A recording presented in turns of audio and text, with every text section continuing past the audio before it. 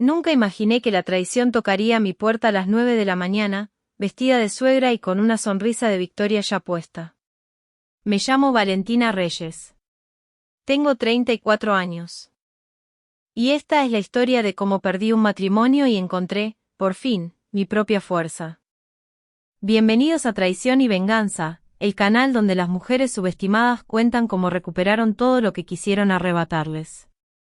Si alguna vez sintieron que la calma antes de una tormenta también tiene sonido, entenderán exactamente lo que viví esa mañana. El sol entraba tibio por la cocina. Yo preparaba café, descalza sobre la madera que había elegido años atrás, cuando compré esta casa con mis ahorros y la herencia de mi padre. Mark, mi esposo, dormía todavía. Todo parecía ordinario. El tipo de calma que uno da por sentada hasta que deja de existir sin previo aviso. El golpe en la puerta llegó fuerte, seco, impaciente. No pedía permiso. Exigía entrada. Abrí y ahí estaba Eleanor, mi suegra, sin la sonrisa cordial de siempre, sin el saludo cálido que reservaba para las cenas familiares. Entró sin esperar invitación, como si la casa ya fuera suya, como si yo fuera apenas una visita en mi propio hogar. No vengo a discutir, Valentina. Vengo a decirte cómo van a ser las cosas. Stephanie necesita esta casa. Ustedes pueden alquilar algo mientras se acomodan. Por un segundo pensé que había escuchado mal. Busqué a Mark con la mirada, esperando que apareciera y detuviera esa locura, que le dijera a su madre que estaba equivocada, que esta era nuestra casa, la que yo compré antes siquiera de conocerlo. Pero cuando Mark salió del cuarto, no dijo nada. No me miró a los ojos. Se quedó de pie, fijo en el suelo, como si estuviera una grieta invisible en la madera que él mismo había ayudado a pulir alguna vez. Ese silencio dolió más que cualquier palabra de Eleanor. Ya puse depósito en 2 departamentos, siguió ella, con ese tono que usaba para dar órdenes disfrazadas de favores. Uno tiene estacionamiento. Van a estar bien. Sentí que el aire de la cocina se volvía más pesado. No respondí de inmediato. Aprendí hace mucho que la peor arma que uno puede darle a alguien como Eleanor es la reacción inmediata. Respiré, sostuve la taza entre las manos, y hablé con la voz más firme que pude reunir. Disculpa. ¿En qué momento me eligieron a mí para que decidiera sobre mi casa? Eleanor apenas parpadeó. No esperaba resistencia, mucho menos calma. Buscó a Mark con los ojos, pidiendo que la respaldara. Y él, en lugar de defenderme, susurró la frase que se convirtió en la primera grieta visible de nuestro matrimonio. Cariño, podemos hablarlo después. Seamos razonables. Razonables. Como si defender mi propio hogar fuera un capricho, una exageración mía, un problema de actitud. Le dije a Eleanor que lo pensaría. Una frase vacía, apenas una forma de ganar tiempo mientras mi mente giraba buscando una explicación que tuviera sentido. Ella sonrió, satisfecha, como quien ya ganó una partida que el otro jugador ni siquiera sabía que estaba jugando. Se despidió con un beso al aire y salió, dejando atrás el eco de sus tacones sobre la entrada de piedra. Cuando la puerta se cerró, el silencio entre Mark y yo se volvió insoportable. Lo miré, esperando una explicación, una disculpa, algo que aliviara el peso que empezaba a instalarse en mi pecho.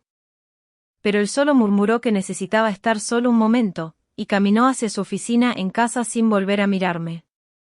Me quedé de pie en la sala, con la taza de café ya fría entre las manos, sintiendo que algo se había roto sin que pudiera nombrarlo todavía. No era solo la exigencia de Eleanor. Era la forma en que Mark había bajado la mirada. La forma en que su cuerpo se había encogido, como si llevara semanas, tal vez meses, ensayando ese silencio. Fui hacia el pasillo, decidida a preguntarle directamente qué estaba pasando. Pero antes de llegar a la puerta de su oficina, un sonido me detuvo en seco. El clic de una cerradura. Mark había cerrado la puerta con llave. En 8 años juntos, jamás lo había hecho estando yo en casa. Ni siquiera durante las peores discusiones. Ni siquiera cuando necesitaba espacio. Me quedé parada en el pasillo oscuro, mirando esa puerta cerrada, sintiendo que la casa que tanto amaba, la que había construido con mis propias manos y mi propio esfuerzo, empezaba a sentirse como si ya perteneciera a otra persona. Pasé el resto del día actuando con normalidad, aunque por dentro cada gesto de Mark, cada palabra a medias, cada mirada esquiva, se acumulaba como evidencia de algo que aún no podía nombrar. Esa noche esperé a que se durmiera. Escuché su respiración volverse lenta y profunda, y solo entonces, con el corazón golpeando con fuerza contra las costillas, me levanté en silencio. Era momento de descubrir de qué tenía tanto miedo mi esposo. Y una parte de mí, la parte que aún no quería admitirlo, ya sabía que lo que encontrara detrás de esa puerta cerrada cambiaría todo. La puerta de la oficina no tenía llave por dentro que yo desconociera. Conocía cada rincón de esta casa, y eso jugaba a mi favor. Entré descalza, en silencio, con el corazón latiendo tan fuerte que temí que Mark pudiera escucharlo desde el cuarto. El escritorio estaba ordenado, como siempre. Demasiado ordenado, pensé, para un hombre que últimamente vivía distraído, ausente, hablando por teléfono en susurros que cortaba en cuanto yo entraba a una habitación. Revisé los cajones uno por uno, buscando algo, cualquier cosa, que explicara ese silencio que se había instalado entre nosotros. En el fondo del segundo cajón encontré un compartimento que no debía estar ahí. Un falso fondo, apenas perceptible, que se dio cuando empujé con los dedos. Dentro había una sola hoja, doblada con cuidado, como si alguien la hubiera leído demasiadas veces. Era una carta notariada. Firmada por Mark. Dirigida a Eleanor. Fechada 8 meses atrás. La leí 2 veces para asegurarme de que no estaba imaginando las palabras. Si ella llega a enterarse de las deudas, la casa es el único activo que puede cubrirlas. Haz lo que tengas que hacer. No había papeles de divorcio. No había un plan terminado. Había algo peor, el inicio frío y calculado de una traición que aún se estaba construyendo, pieza por pieza, a mis espaldas. Deudas. La palabra se repitió en mi cabeza como un eco. ¿Qué deudas? Revisé el resto del cajón y encontré una carpeta delgada con estados de cuenta que nunca había visto. Retiros grandes, transferencias a números de cuenta que no reconocía, fechas que coincidían con noches en las que Mark decía quedarse hasta tarde en la oficina. Sentí que el suelo se movía bajo mis pies, aunque no me había movido ni un centímetro. Tomé fotografías con mi teléfono, con manos que apenas podía controlar. Fotografié la carta, los estados de cuenta, cada número, cada fecha. Guardé todo exactamente como lo había encontrado, cerré el cajón, y salí de la oficina con el pulso todavía descontrolado. De vuelta en la cama, junto a Mark, que dormía sin saber que su mundo entero había empezado a resquebrajarse esa noche, no pude cerrar los ojos. Repasé cada conversación de los últimos meses. Las llamadas nocturnas que cortaba abruptamente. Las excusas de trabajo que ahora sonaban huecas. Los silencios que antes atribuía al estrés y que ahora reconocía como algo mucho más oscuro.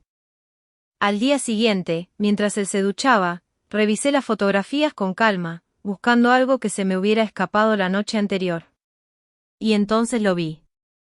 Una transferencia grande, la más reciente, con un nombre de beneficiario que hizo que el teléfono casi se resbalara de mis manos. No era una cuenta desconocida. No era un número extranjero sin rostro. El nombre en esa transferencia era el mío. Me quedé mirando la pantalla, releyendo una y otra vez, tratando de encontrarle sentido a algo que no lo tenía.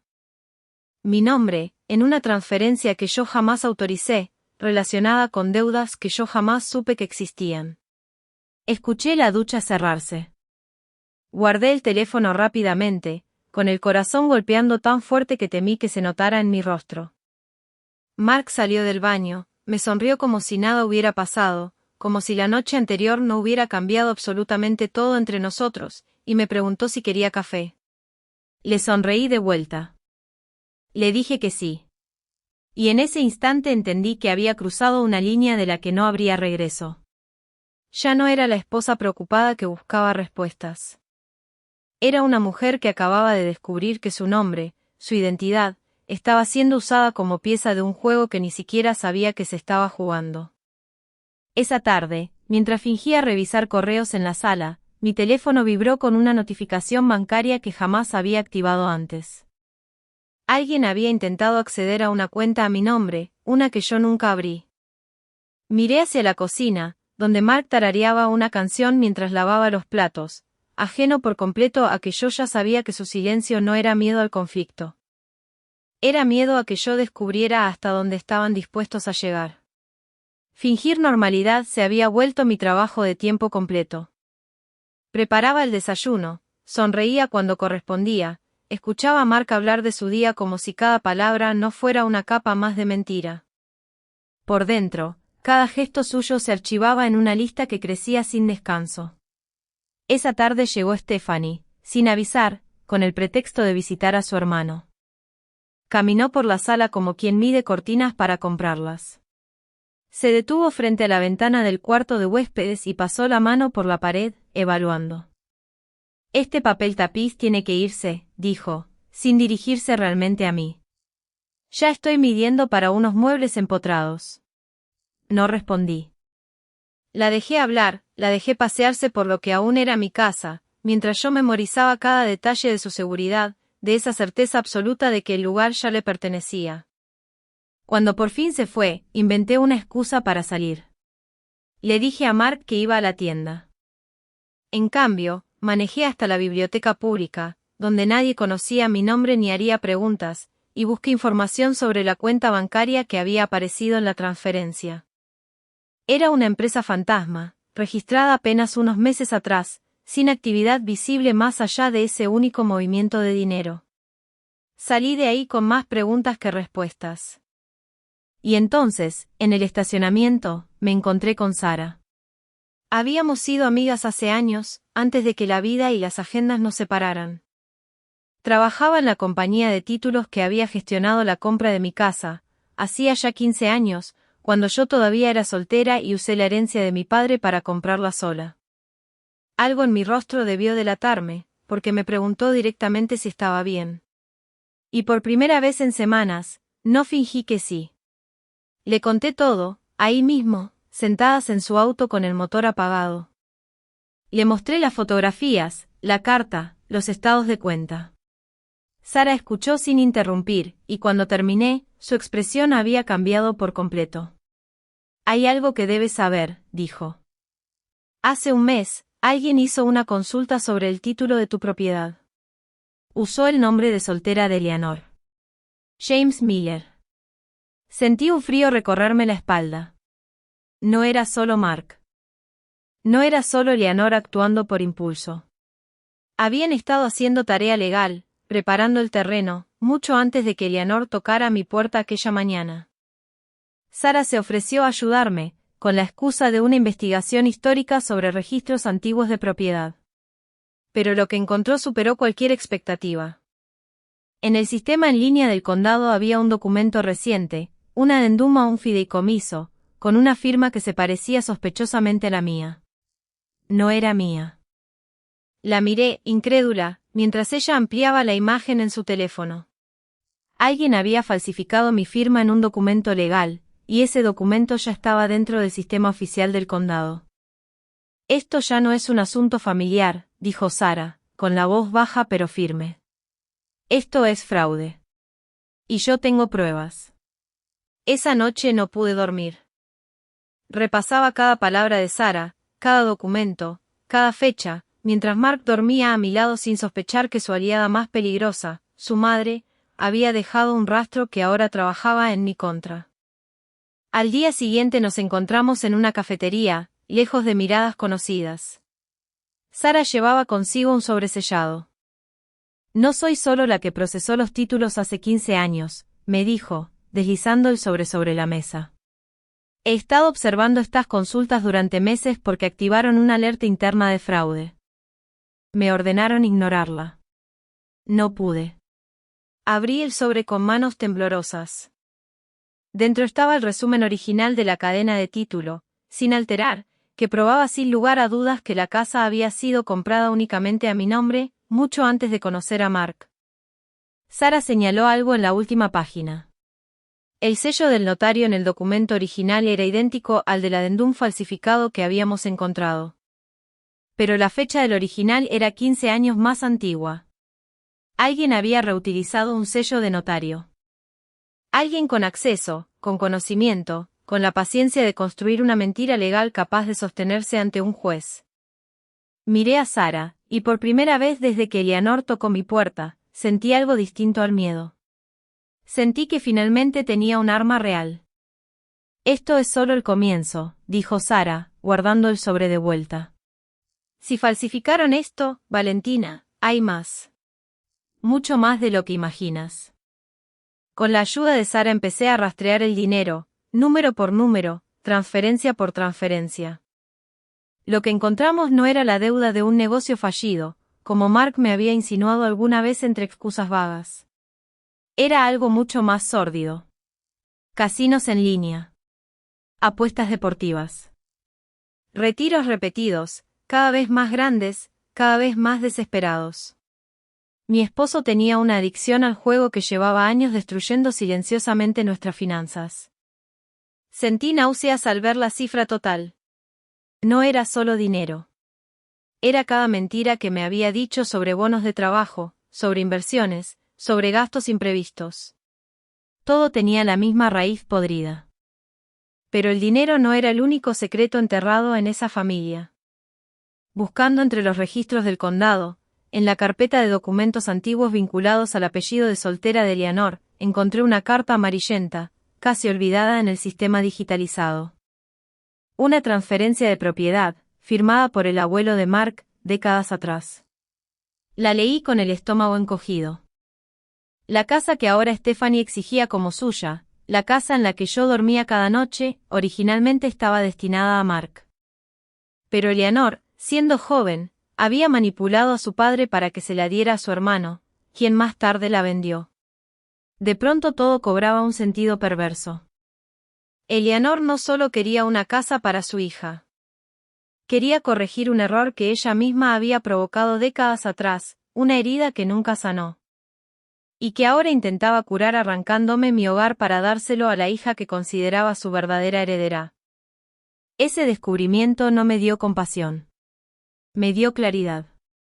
Y en medio de esa claridad llegó otra traición, más pequeña pero igual de dolorosa. Brian, el primo de Mark que solía aparecer en las cenas familiares con bromas fáciles y visitas casuales, no estaba ahí por afecto.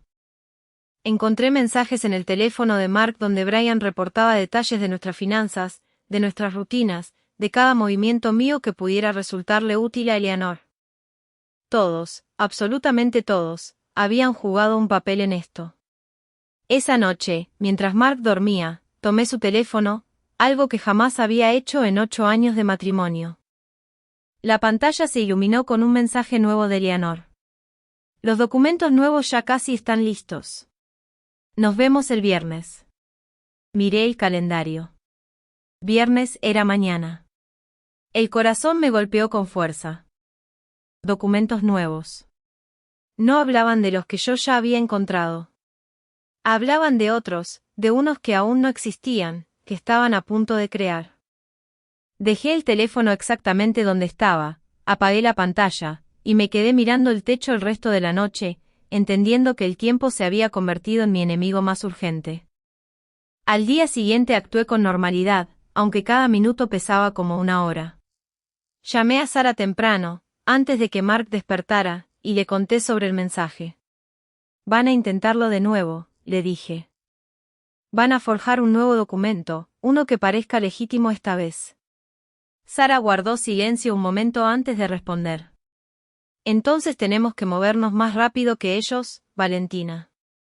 Porque si logran registrar algo nuevo antes de que actuemos, todo se complica.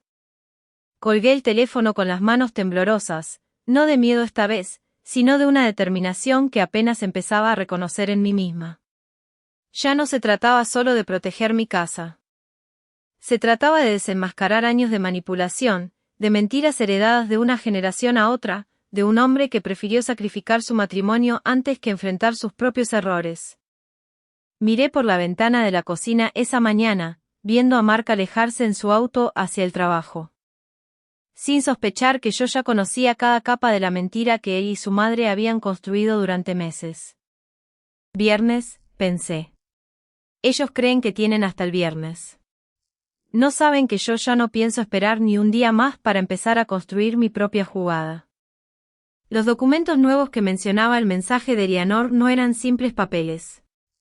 Eran una affidavit notariada que Mark firmaría, declarando que la casa había sido comprada con un préstamo conjunto. Una mentira construida con precisión legal, diseñada para sostenerse frente a cualquier juez que no conociera la verdad. Sara me ayudó a confirmarlo revisando el sistema del condado.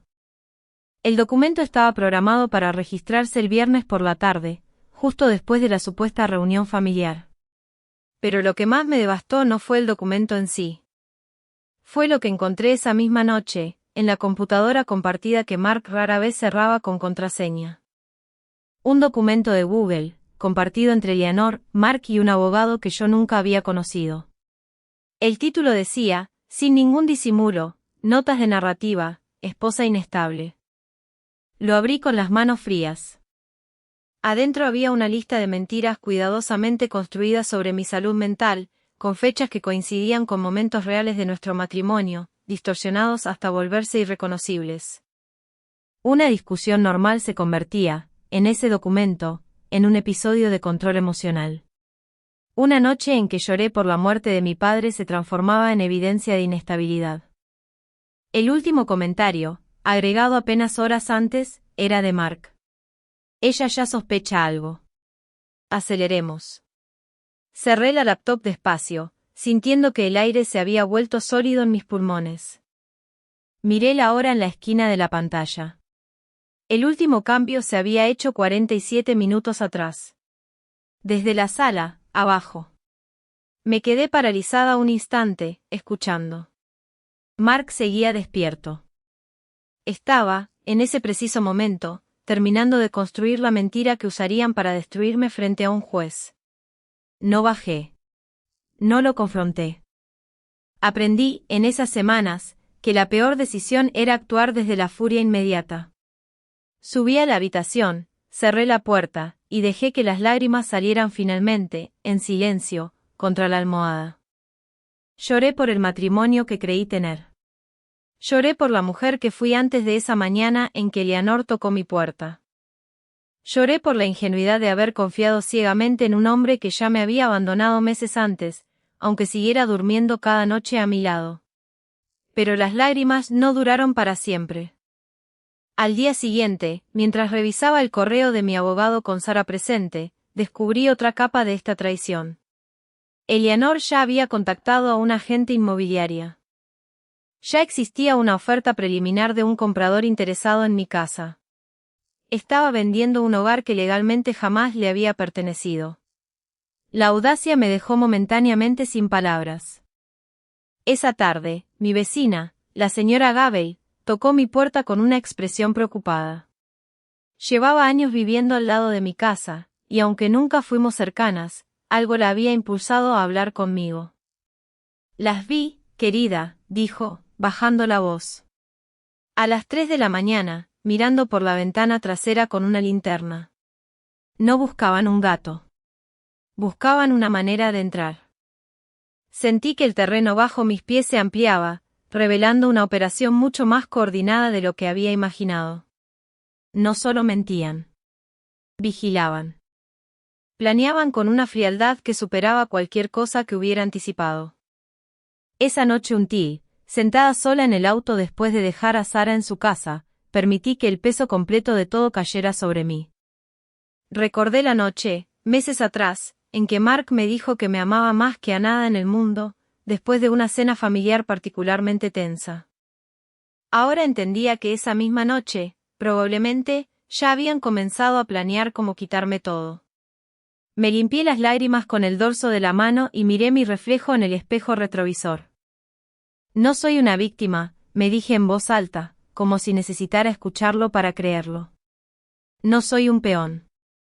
Tomé el teléfono, revisé una vez más la grabación de audio que había logrado capturar días atrás, la conversación entre Mark y Eleanor coordinando la narrativa contra mí? Y marqué el número de mi abogado. Él contestó al segundo timbre. Tengo todo lo que necesitamos, le dije, con una calma que meses atrás hubiera sido imposible. Es momento de dejar de reaccionar. Colgué el teléfono y me quedé mirando la casa a oscura frente a mí, sabiendo que la mujer que entraría por esa puerta ya no era la misma que Eleanor había encontrado aquella mañana de octubre. La reunión con mi abogado marcó el punto exacto donde dejé de investigar y empecé a construir. Se llamaba Richard Holden, un hombre de voz pausada y mirada afilada, que escuchó cada detalle sin interrumpir, y que al final del relato simplemente dijo una frase que se quedó conmigo. Esto no es un divorcio complicado, Valentina. Esto es un caso de fraude documentado con precisión. Y ustedes ya hicieron la mitad de mi trabajo. Juntos organizamos cada pieza de evidencia. Los estados de cuenta con las deudas de juego. La carta notariada que probaba la premeditación de Mark. Las fotografías del documento falsificado. El resumen original del título que Sara había rescatado. La grabación de la llamada donde Eleanor coordinaba una narrativa falsa sobre mi salud mental. Y ahora, el testimonio de la señora Gable, dispuesta a declarar lo que había visto esas noches. Richard organizó todo en una carpeta que llamó, sin ironía, el expediente completo. Cada vez que la veía sobre su escritorio, sentía que sostenía el peso exacto de la verdad. Pero Sara no se había quedado quieta tampoco. Su reporte confidencial ante la oficina del registrador del condado había avanzado más de lo que esperábamos. La propiedad ya estaba marcada internamente. Cualquier intento de transferir o grabar el título activaría automáticamente una alerta que congelaría el proceso.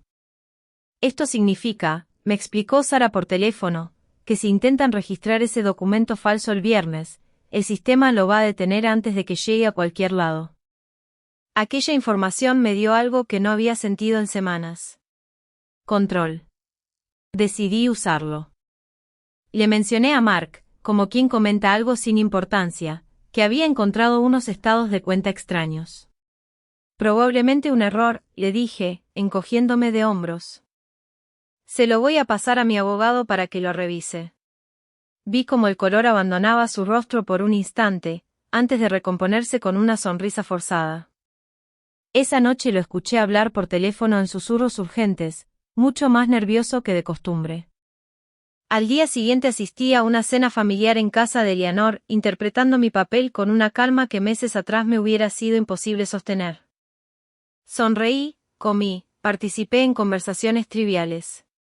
Y en el momento justo, dejé caer una frase aparentemente inocente frente a Stephanie. Es curioso, dije, revolviendo mi copa de vino. Escuché que la casa podría tener algunos problemas de título. Una amiga que trabaja en la compañía de títulos está revisándolo. El rostro de Stephanie perdió color de inmediato. Miró a su madre, buscando una explicación que Eleanor no pudo darle en ese momento. Atrapada entre la sonrisa social que debía mantener frente a los demás invitados y el pánico que empezaba a filtrarse en sus ojos. No estaba mintiendo. Simplemente no estaba revelando cuanto sabía en realidad. Esa misma semana dejé algo abierto en la computadora compartida, sabiendo que Mark la revisaría. No fue un correo falso ni una manipulación emocional. Fue un aviso legítimo de mi abogado, con fecha y hora, notificando que un contador forense había sido contratado. Y que cualquier transferencia adicional de bienes matrimoniales sería tratada como destrucción de evidencia. Mark lo leyó. Lo supe porque cambió el color de su rostro al llegar del trabajo esa tarde. Pero no le dijo nada a Eleanor. Guardó silencio, atrapado entre el miedo a las consecuencias legales y el miedo a decepcionar a su madre.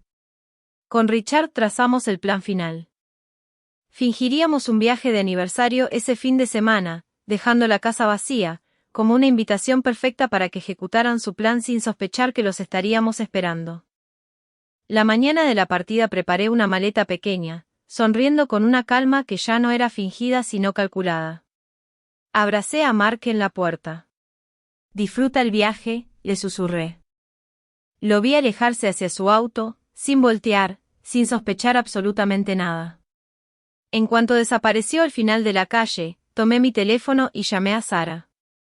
Ya se fue, dije. Todo listo de mi lado. 2 calles más adelante estacioné el auto y caminé hasta la casa de un vecino que Richard había contactado previamente. Alguien dispuesto a prestarnos una habitación con vista directa hacia mi propiedad. Sara me esperaba adentro, junto con el equipo que habíamos instalado días antes. La trampa estaba lista. Solo faltaba que ellos entraran a la escena sin saber que, esta vez, había una audiencia esperando cada uno de sus movimientos. El viaje de aniversario que fingimos duró exactamente hasta la primera curva fuera del vecindario. Mark siguió hacia la autopista, convencido de que nos dirigíamos a la casa del lago. Yo di vuelta 2 calles antes, apagué las luces, y estacioné frente a la casa de un vecino que Richard había contactado con antelación. Sara ya estaba adentro, junto a una pequeña cámara que habíamos instalado días atrás en la sala de mi propia casa, disimulada entre los libros de un estante que nadie, ni siquiera Mark, revisaba jamás. Nos sentamos frente a la pantalla, viendo la transmisión en silencio. La espera fue lo más difícil. Cada minuto se sentía como una hora, cada sonido lejano me hacía pensar que ya estaban llegando.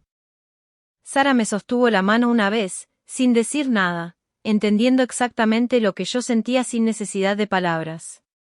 Poco después de mediodía, un camión de mudanza se detuvo frente a mi casa. Los vi entrar en la pantalla. Primero Eleanor, con esa seguridad que solo da la certeza de creer que ya se ha ganado. Después Stephanie, dando indicaciones a los hombres de la mudanza como si llevara años viviendo ahí. Finalmente Mark, con un abogado que yo no conocía, revisando documentos mientras caminaba por mi sala. Reían. Reían dentro de mi casa, señalando muebles, decidiendo que se quedaba y que se llevaban a algún lugar que yo jamás autorizaría. Sentí una furia fría recorrerme el cuerpo, pero no era la furia descontrolada de meses atrás. Era algo más afilado, más preciso. Es hora, dijo Richard, apareciendo detrás de nosotras con su propio maletín en la mano. Caminamos hacia mi casa en silencio. Sara llevaba consigo un sobresellado que había recogido esa misma mañana en la oficina del registrador del condado. Richard llevaba la carpeta completa. Yo solo llevaba la certeza de que, después de meses de investigar en las sombras, finalmente iba a caminar hacia la luz. Abrí la puerta principal sin tocar. El silencio que siguió fue exactamente como lo había imaginado. Eleanor se congeló a mitad de una frase. Stephanie soltó una caja que sostenía, dejándola caer sobre el sofá. Mark simplemente se quedó mirándome, incapaz de procesar lo que estaba viendo. Vaya, dije, cerrando la puerta detrás de mí. No esperaba una fiesta de bienvenida. Valentina, empezó Eleanor, recuperando parcialmente la compostura, esto es un asunto privado, familiar. Ese es justamente el problema, Eleanor, respondí, con una calma que la desconcertó más que cualquier grito. Nunca fue un asunto familiar. Fue un asunto de fraude. El abogado de la familia dio un paso adelante, intentando intervenir, pero Richard ya estaba a mi lado, extendiendo una mano con una tarjeta que el otro abogado reconoció de inmediato por el nombre del bufete. Sara dio un paso al frente y colocó el sobresellado sobre la mesa de la sala, entre las cajas de mudanza a medio llenar. El condado congeló el título esta mañana, dije, mirando directamente a los ojos de Eleanor. No van a mover ni una sola lámpara de esta casa. El abogado de la familia tomó el sobre, revisó el número de expediente, y su rostro perdió cualquier rastro de confianza. Reconoció exactamente lo que significaba esa alerta. Ordené a los hombres de la mudanza que se detuvieran, con una voz firme que no dejaba espacio para negociación.